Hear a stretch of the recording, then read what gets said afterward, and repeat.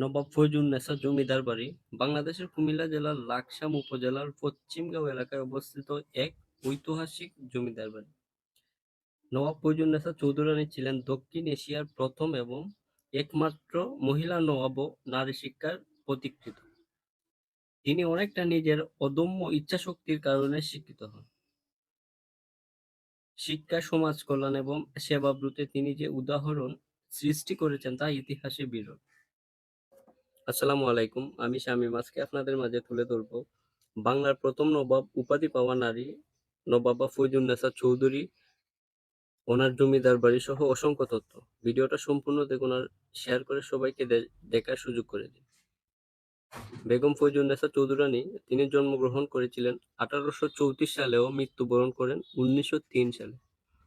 বর্তমানে বাংলাদেশের কুমিল্লা জেলার হুমানাবাদ পশ্চিমগাঁও এস্টেটের জমিদার এটা।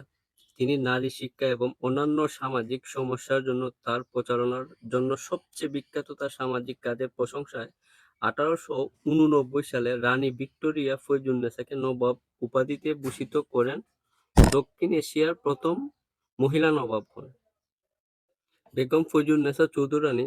1834 সালে বেঙ্গল প্রেসিডেন্সির ত্রিপুরা জেলার লাকসামের অন্তর্গত পশ্চিমগাঁও গ্রামে এক সম্ভ্রান্ত বাঙালি মুসলিম পরিবারে জন্মগ্রহণ করেন।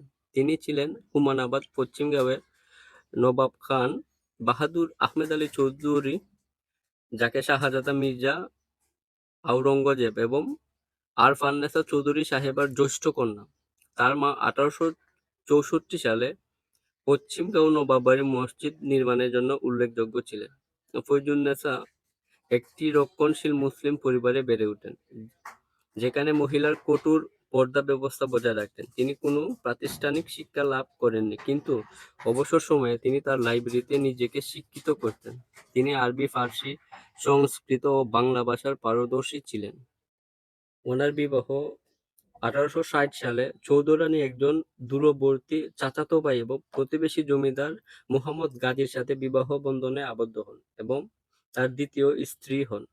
কিন্তু দম্পতি আলাদা হয়ে যায় এবং ফয়জুন্নেছা আবার তার পৈতৃক পরিবারের সাথে বসবাস করতে ফিরে আসেন, যা বর্তমানে ফয়জুন্নেছা জমিদার বাড়ি নামে পরিচিত।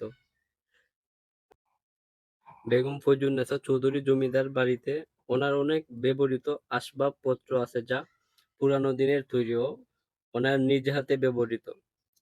জমিদার ভবনটি দুতলা বিশিষ্ট।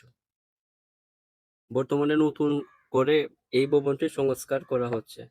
আর এই ভবনটিতে জমিদার বাড়িতে প্রবেশ মূল্য বর্তমানে 20 টাকা করে নির্ধারণ করা হয়েছে। বর্তমানে জমিদার বাড়ি ফয়জুন্নেছা নামের যেটা অবস্থিত আছে সেটা কিন্তু অনেক বিখ্যাত এবং অনেক পরিচিত। প্রথমেই বলা হয়েছিল যে ফয়জুন্নেছা চৌধুরী লাকসাম উপজেলার পশ্চিমগাঁও গ্রামে কিন্তু অবস্থিত। এটাতে খুব সহজে আসা যায়। যেমন আপনার লাকসাম যে উপজেলাটা আছে, লাকসাম শহরে আসার পরে আপনি যে কোনো সিএনজি অথবা অটো রিক্সাকে বললেই খুব সহজেই কিন্তু জমিদার বাড়িতে পৌঁছে দিবে নির্দ্বিধায়। ভাড়া নেবে 50 থেকে 60 টাকা, এর ভিতরে, এর উপরে যাবে না কখনো।